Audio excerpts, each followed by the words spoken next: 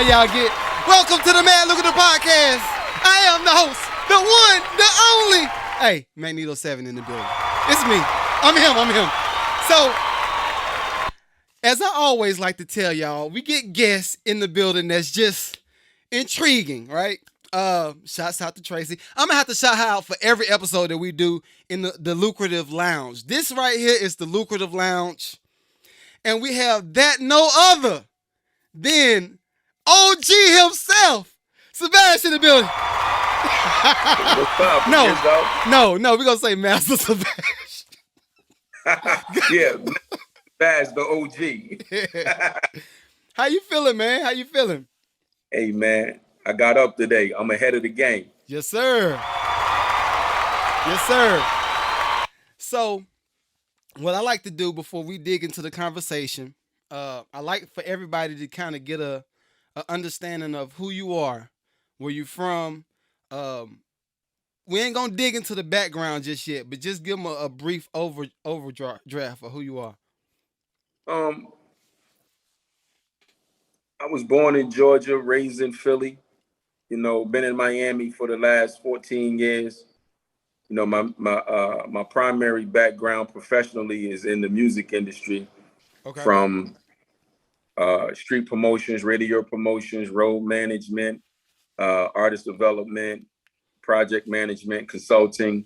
You know, so I've been around the industry, you know, since I was in the 11th grade. So I started early, you know, interning at a radio station, you know, in studios that look similar to what you're sitting in right now. Yeah. At Power 99 FM up in Philly. So I was probably about 17 when I started that internship. So my tenure in entertainment and music and the industry itself started at an early age. And, you know, I'm still engulfed into the business today at those capacities and extended versions of it, you know, with what I'm doing now with my platform. So that's a little quick 16 bars on what I'm doing. Dope. Okay, so now what I like to dig into, because I be slamming the music business, right? Especially after after I did my first pub deal, right? I had some grievances and some discrepancies on how things how it's collected, how royalty periods, what that means. You know, I came in. My first joints was Dipset, Jim Jones. So that's the era. Shout out to Jim, home team, my man. So that was my introduction. Exactly. Yeah, those my guys. Dipset is my guys. You know, Jimmy's. I'm closer to Jimmy, but Cam is home team. You know what I mean? Yeah. Excuse me. So when it comes to like, how you go ahead? What'd you say? No. I was Crawford, but I was saying, yeah, you said Dipset, so you know, I just had to shout my boys out. You know, Jimmy, Jewels, and Cam. That's home team right there. Right. So when it came to building the relationships, I'm sure you pulled a lot from the radio. But when it came to like moving in the business, what helped you get momentum? Where it started to, you know, it's a fire over here, it's a fire over there, fire over there, and it just, you burnt the whole woods up at some point. Because your reputation precedes you. Okay. My reputation has always preceded me, even when I was in the street, and in the industry, and building relationships and networking. You know, bad news travel fast, but good news still travel. Okay. So when you're a good person, you built a solid reputation for yourself, and you've been around the right people, and you conduct yourself a certain way, then you're welcome back in certain circles. You know, you know about the music industry. One of the worst things you can be in person when you're in an intimate setting is a fan. You know, once you've been welcome in certain circuits and around certain peoples, no matter how much in awe you are of who you're around, you have to understand that this is not the setting always for pictures, autographs, extended questions. Sometimes seen and unheard is the best way to move the first few times you're around people, because believe me, they're always watching. Especially in the rap industry, a lot of these rappers be paranoid. A lot of entertainers in general, when they see strangers, even if you're with someone that they know, they don't know you. Exactly. So they're already watching you. Yep. And they watch how you move. So then if you was cool that time, they're not going to say nothing. And then they see you another time. And then you was the same way that you were the first time they saw. Exactly. Then they keep seeing you. And now your character is consistent. Every time I see him, he's cool. Every time I see him, people showing him love. Every time I see him, he getting respected. And then sometimes I don't see him at all. So these are the things that, I was able to do organically because it was just my personality. My style has always been, I've always known how to network. Okay. From that teenager who had the internship. Okay. Jalil from Houdini was the first celebrity that I ever made personal contact with, talking on the telephone, because I met him through my mentor at the time, Lady B in Philly, and I met Jalil, and then I met LL, and then I met Running D and J, then I met Cutmaster DC, Legends. I was around all these people, Some of the youngest don't know who you talking about. So, I know. I know what you're talking about. Especially when I say Cutmaster DC. Exactly. So that's how long I've been around this. So over the course of time, like you said, igniting and burning those fires and setting the whole woods ablaze, it just comes from having the ability to make people comfortable in your presence. So they know that you're not there for a ulterior motive. They know if you come around, you're not bringing 1,000 people with you. They know when you come around, you're not asking for something. They know you self-sufficient. All of those things matter when you building your resume and your path in this industry. And that's what I've been able to do consistently, because I've never worked at a label. Okay. A major label. I've never worked in any of the buildings. I've never worked in any of the offices. Everything that I've built in this industry has been from the muscle and behind the scenes, on the ground and on the road. Okay. Yo, I don't know if the artist paid attention to it. You dropped about 5 or 6 bars right there alone. So like, I remember I'm from North Carolina originally. So I would go back and forth to New York, back and forth to LA. And at some point, the manager I had at the time introduced me to Havoc. And he was like, yo, Hav wanna do some records, and let's just see where it go. And that ended up propelling me to Eminem and Royce the 5'9" and all them joints. But I remember what you said is what it is. I remember it was just a quick statement. He's like, yeah, it was a cold situation. Like our first introduction, we got the beat machine right there. They go the keyboard right there. Let's work. No extra conversation.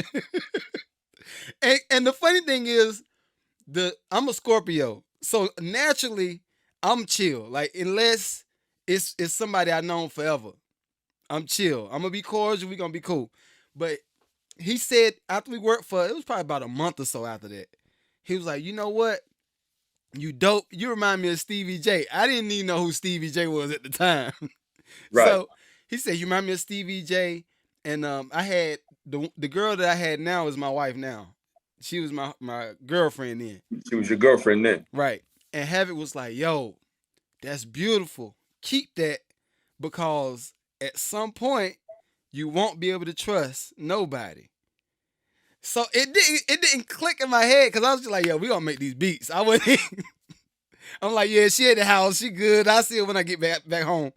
But 10 years later, now I'm like, that's what he meant. Because after you get a few plaques, as we got, a Grammy, you start to see how people move around you. Family too. You see how they family first. So okay, All right, I didn't even plan on going here. When you started to get recognized by the people that's, I'm gonna say, the who's who in the business, how did your family react to that? See, I got it. Thankfully, I have a different type of family. Okay. My family is very close. My siblings and I and my mother. Like my and they seen this Okay. my whole life. Like I said, my little brother, my baby brother, I'm 54. He is 40, he'll be 43 this year, I think. He'll be Okay. 43 this year. He remembers me being at the radio station when I was a teenager. So my family has seen this happen over a course of time. So they're not surprised. Like, so now my family, they know people that treat them like family. Like 112 is family to me, but Q is like one of my mother's children. Okay. So Gotcha. Q has his own relationship with my sister Kim. My sister Erica has her own relationship with Trey Songz. Gotcha. And Meek Mill. Like now my normal. celebrity friends know certain members of my family.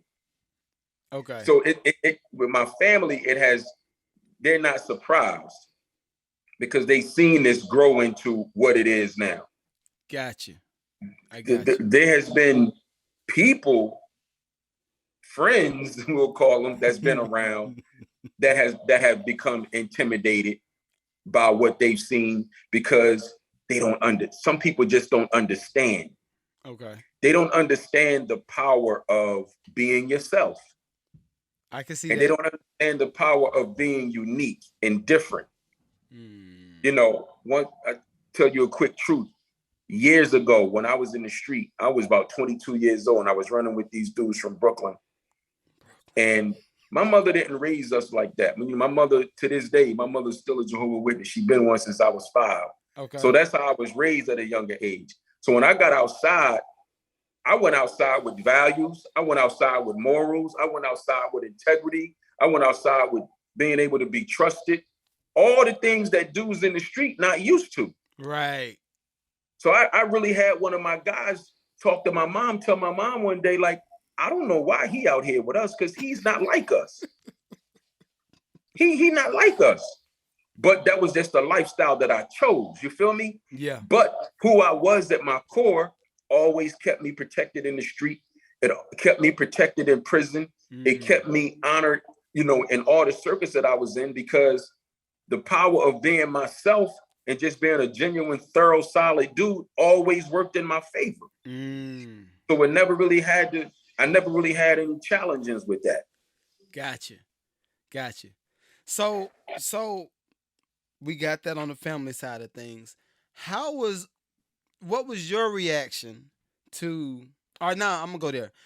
What's your reaction to certain artists that you might have managed that's lacking in the growing up field? How you deal with now that? Before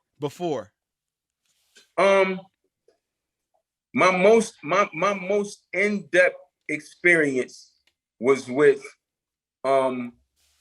Emilio Sparks from State Property. Okay. Because I was around, like, all of those guys are my little brothers. But me and my man Manny from Philly, Manny started a label back in 2005-6 in Philly called Colossal Entertainment. Okay. And Sparks came up under us. So Manny decided he was going to start a label. This was when Rockefeller was disbanding and everybody was kind of fending for themselves. And, you know, Sparks was always dope. And, you know, we always believed in him. So Manny decided, you know, let me put this label together. And we're going to put Sparks' project out. Okay. Now, because he had been used to running around with Dame and Hove, and he starred in the movie State Property. Okay. He starred in the movie State Property, so everybody know Baby Boy. And then, from the records that he was on with State Property. So Sparks had a name and Sparks had a face, but he had never been out independently on his own, although it was Oskino and Sparks in State Property. But when it was just Emilio on his own, it could have worked. Okay. It should have worked. Okay. It had every ingredient to work. But I hate them. I hate the butts. Sparks, it was like he didn't allow the process of solo success to meet him. Okay. Because he already experienced success in State Property and on Rockefeller. It turned immediately into, I'm here already. What's happening? Yeah. So it was, and his album is crazy. Like you can go on Apple Music and pull up Emilio Sparks, The Payback. Who he had on it? Nobody. Really? Listen to it. No Just, no Kanye, no Swiss. He did production with this. I don't know if you know this producer. His name was Black Key. Okay, nah. I'll look it up. Black Key, I think, was from Delaware. Black Key did most of the production, if not all of it.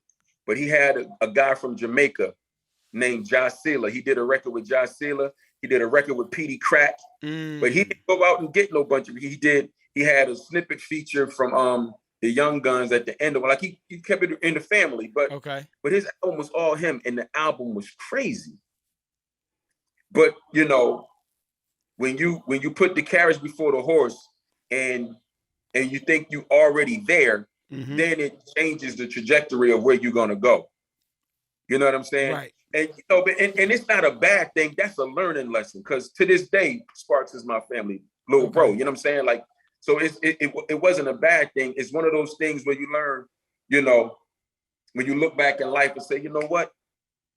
Okay, I can see why I can grow from that. Because like I said, we had high expectations because the album was that dope. When you listen to it and then you go back in your mind to 2007, summertime, and you hear this album, you're going to be like, everybody outside. You're going to hear that joint going down the street. I see where they was going. Okay. So that was the closest. I was on the road with 112 when they kind of broke up with Q and Mike. This when Q and Mike was traveling without Slim and Duran. Okay. And then Duran came back, but Slim was still gone. So I got a chance to work close-knit with them internationally because I was on the road with them, road managing. That was a great experience. Okay. I've done a lot with Freeway. Shouts out to Freeway. Moving around with Free. And, so a lot of the relationships that I have actually started from doing that, whether it was booking them or being on the road. Well, it started with booking because I met Bleak, because I booked Bleak. Got close to Free because I booked Free. Gotcha. Met Fab because I first booked Fab. All of this was on the Rock the Mic tour. Okay. In Milwaukee. And that's when I was running with Tim Thomas at the time. So a lot of the relationships started from business. But then again, that character and that coolness and that brotherhood gets established because of how you conduct and carry yourself. And this all goes back to 2003. And these guys are still my family today. Like, I can still pick up the phone and call everybody I just mentioned. Well, and some. I think the issue with a lot of, and we're going to go to what's going on now, music business wise. But I think a lot of the issue is the ADHD generation and the people forgetting that artists are still people, right? Like you said, you created a safe environment, if you will. It's a safe environment to talk about what you need to talk about and not get the judgment from a fan perspective, right? Get judgment from a label perspective. Like, it's one artist, and at first, before I started working with him, I didn't understand Why? Just the big why. But that's OB Tracee. That's like he like a brother to me now, right? Okay. Same thing as you. But I was just like, yo, when I first met him, it was on some business. You know, I got beats, whatever. So shot him some beats. Oh, yo, these joints fire. Let's link. So from that, I would start to see or have conversations on, well, yeah, Jimmy Iovine did this, and this is why I got out of this deal, and this is what happened to this. Because I was just like, why, why didn't you go all the way over there? Like, just Right. because you had it, bars coming from Detroit, all this stuff, and after I heard how he talks and what his feelings are towards music, I'm like, oh nah, he's one of the people that's like an artist, and music business kind of interrupted the process. Like you said, um, a false start. Right. How you get, and I think that's another thing. My wife did a TV show, right? Rising Star. She was on there, and I hate reality shows, and I want your Can take you on hear it. my background? I can't hear it. Okay. You good? Go ahead. But I hate reality shows from the standpoint of I feel like they're building a false narrative, like you made it like that, cause you didn't make it. Like even after you do the show, you got to do all of this work to build the credibility with the fan base, Absolutely. right? So Right. so what's your thoughts on that type of like the reality shows, the people that's starting on the internet now and how they're I moving? think it's I think I think it's lucrative but unfortunate Mm, at the same time. It's lucrative because obviously people make money and are able to support themselves and their circuits, and I mean their respective circuits and their families, right? right. Okay. So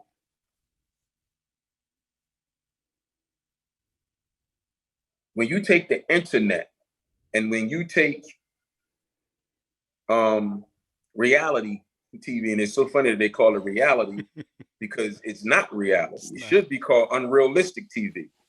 Right. That's what it should be called. But like I said, the lucrative part is people make money. But when you take these internet stars and celebrities and reality stars and celebrities, you have to look at what is being done to translate into celebrity. Mm, On reality TV, you don't sell if you're not fighting. You don't yeah. sell if you're not throwing drinks. You're not selling if you don't disrespect. You don't sell if it's no drama. Like, and it's almost like you can anticipate it. Like you Right. already know a fight is coming. Like somebody gonna fight. Somebody going, and it's so scripted in most cases that it's like, why is this the route? Mm, But again, us as Black people, and this is where it get a little deep, right. have to understand, dog, what the play is against us. The play against us is going to always remain as long as we continue to let the audible get ran on us. That's true. We we have dictated and originated pretty much everything entertainment wise. It's Yeah. all been duplicated from us, right? Agreed. I tell people all the time that you got to pay attention and be mindful. Let me close that door. You have to be mindful and and um and aware that everything we did has been duplicated. Yeah. It's been duplicated and stolen, right? Yep. And not complaining about it. We had to take that to understand our strength. We get put in positions to make us look bad at the expense of money. Facts. So now the game has changed from talent. It has changed from grind. It has changed from ambition. It's like as long as you do what we say, and long as y'all do what we need you to do, we'll give you this money. Now we need you. We don't need you to be in here talking all this positive stuff. People want to see drama. Facts. This what's been embedded in people's mind, that people want to see this. They're not catering to the people who don't want to see it. Right. Because there's a whole group of those that got some money too. Exactly. That'll pay to not see that. Because we've seen it. Exactly. We had good times. We had What's Happening. We had the Jeffersons. We had Martin. Right. We had it was options.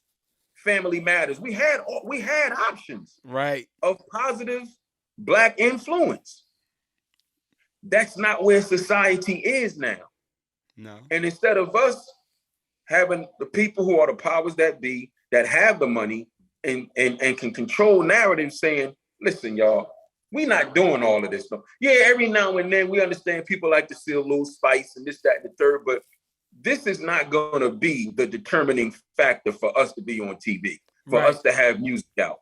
Right. We can't let this happen to us. Like, this is all they're not gonna let nothing else in the door. Like nothing. Like you gotta have 100 pistols in the trunk in order to be an artist. I hate that. Like, you gotta drink lean. Like, you can't drink water and mind your business and just be solid and talk, fly and pop cool and that be accepted. Like unless you got your own money to be independent, like if you go get some money from a label, like you gotta act crazy. They gonna do it. So it's unfortunate, but that's the situation that we've been placed in. Okay. The internet has reshaped what is right and what is wrong. Wrong is right now, and right is wrong. Cool is lame, lame is cool. Yeah, it's crazy. It's crazy. You're right, though. You're right. Now, I just had a conversation on a pod about the Drake deal, right? And you know how all of us, well, not me. Nah, I didn't celebrate it. But a lot of us that's in the entertainment business, we celebrate, oh, he done ran it up. He got the bag. He got a $400 million deal, right? For me, before he did this deal, I've been wondering, I'm going to say for the last 6 months or so, like, he been kind of quiet, so it's clear that he in negotiations. It's something going on. And I was wondering if he would try to go for no deal and just straight branding and maybe start his version of a Rock Nation or, agencies that keep paying more and he controlled the music. He could do all this stuff, but he still went and did a deal. He went back for a bag from the folk, What you think about that? To be completely honest, I don't keep up with these moves that a lot of the artists make. Mm-hmm. So I wasn't privileged to. I saw Drake did something for, the 400 million and all of that. I don't know the intricacies of it and the intimate details of it. I mean, but just from an outside opinion on the general narrative of it, like I learned to get to a space, Nito. I learned to get to a space where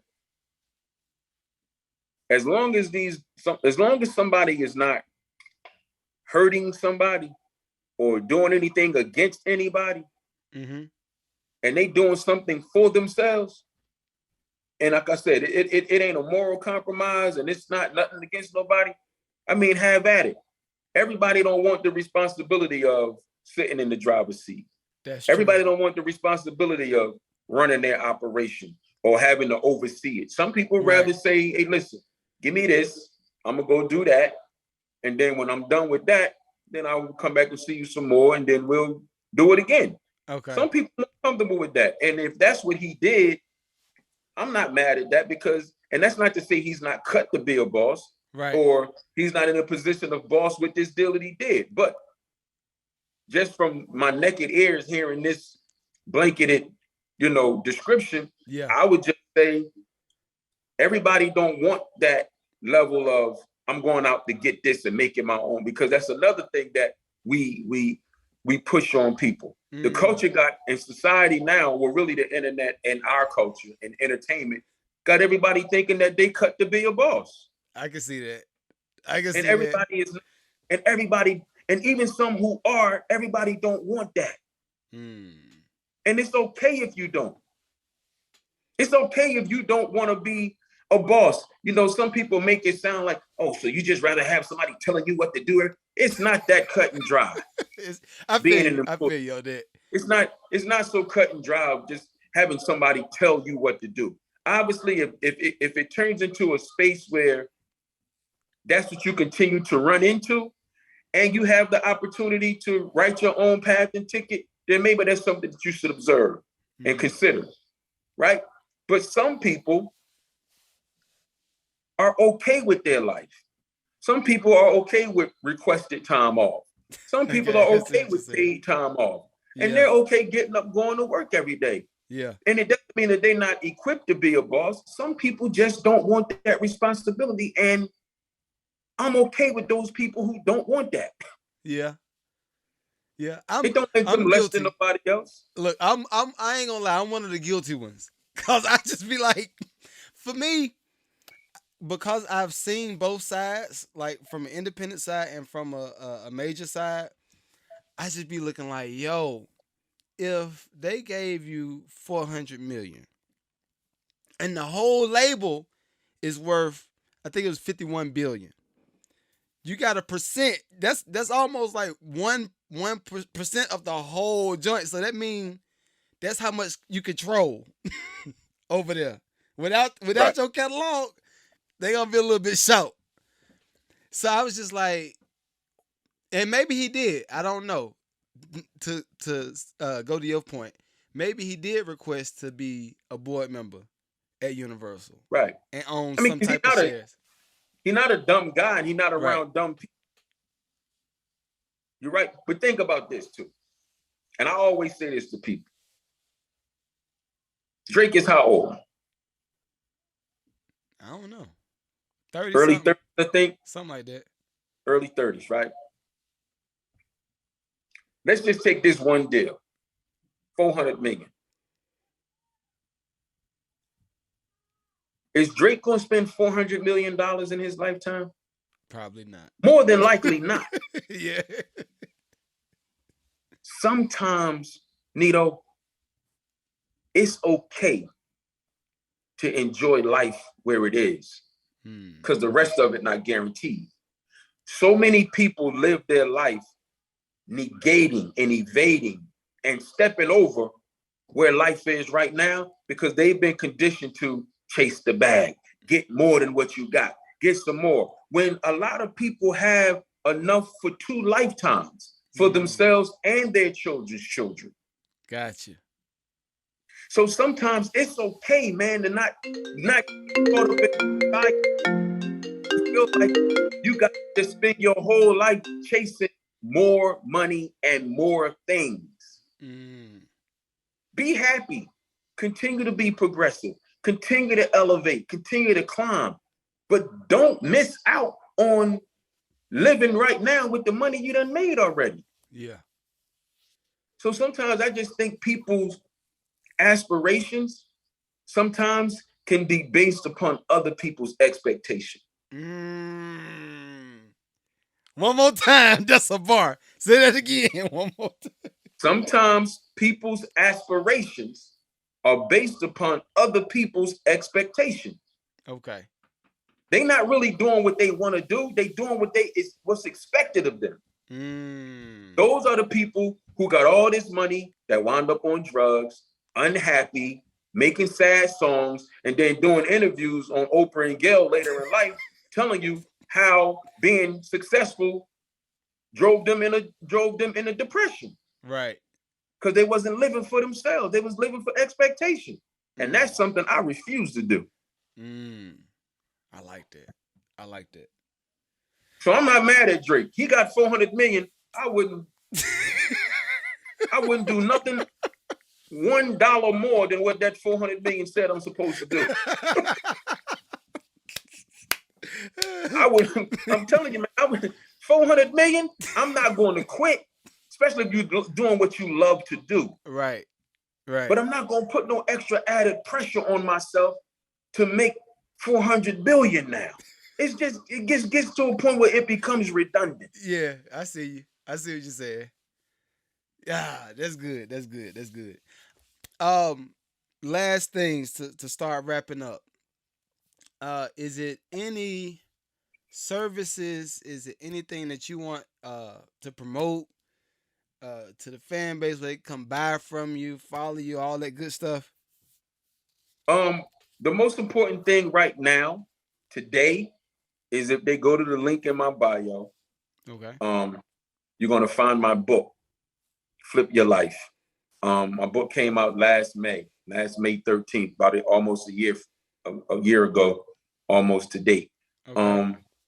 The book is a collective of stories from my childhood to my current present day life, and it's just excerpts and insights on who I am as an individual, because a lot of people that got acquainted with me on social media is like, yo, where did this dude come from? Like, how does he know all this stuff? Like, why does he talk like this? How he knows so much? Like, it's like I fell out the sky to a lot of people. Yeah. But to those who know me on the ground and in real life, it's like, nah, this been him. Like when you look on the back of my book and you see the quotes, I have 3 quotes, one from Fab, one from Floyd, and one from Allen Iverson. And Allen Iverson's quote was like, basically what y'all hearing, I've been getting this game from him for over 20 years. I love when that happened. Y'all, I've been getting this. Like, he's been doing this. Y'all just getting, a bird's eye view of it. But this been him. So the book is a bit of my life. It's a bit of giving this game. It's about decision making, but primarily about accountability. The book is based around being accountable for yourself, because when people ask that general question of how do we advance and proceed as Black people, and how do we get it done, and how do we change, everybody got to be the change that they say they want to see. Everybody has to be accountable for their decisions and what they spew into our communities. Like, I've been getting, I won't call it heat, but like, with the untimely death of Kevin Samuels, right? It was no secret that on my platform, I wasn't a Kevin Samuels supporter. Okay.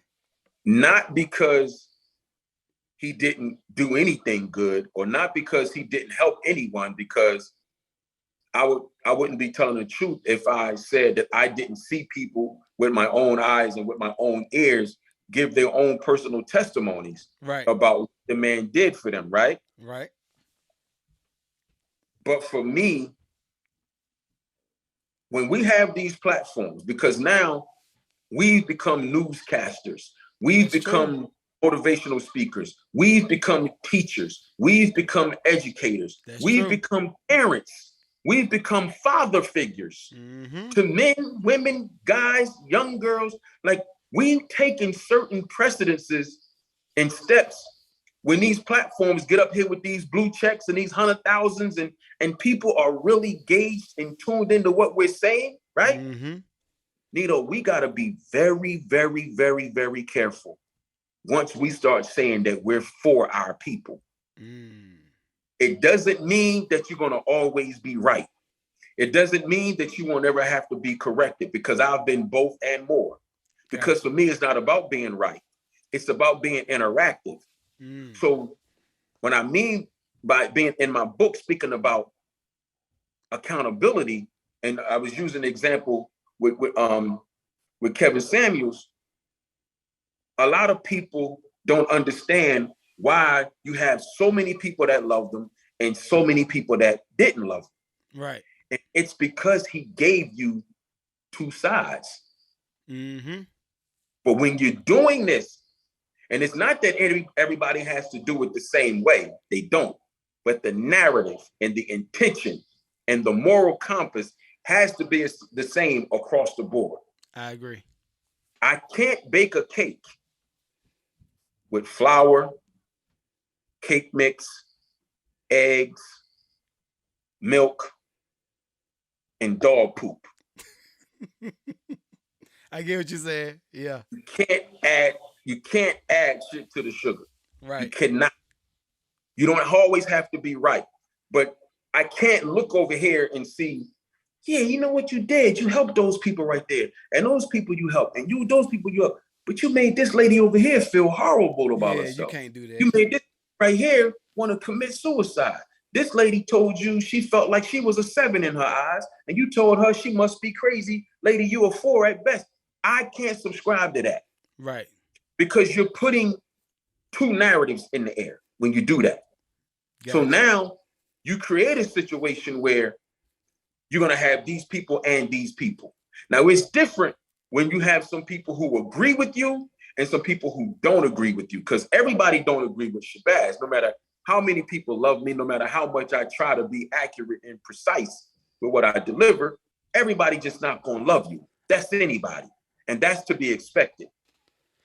So that was the one, the only Shabazz in the building. Yo.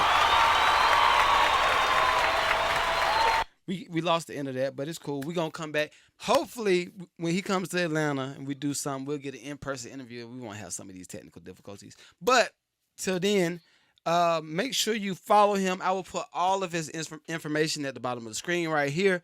Also, make sure you get the book. The book is fire, like straight fire. So make sure you get the book. Follow him. Also, make sure you follow all of our other pages, the Mad Lucrative Network, Magneto 7. I will have everything in the subject. So please share, and like, we're giving out jewels, like straight jewels. Do y'all agree? Do y'all agree? Thank you. Thank you. So till next time, it's been real. It's another one for the books. Peace.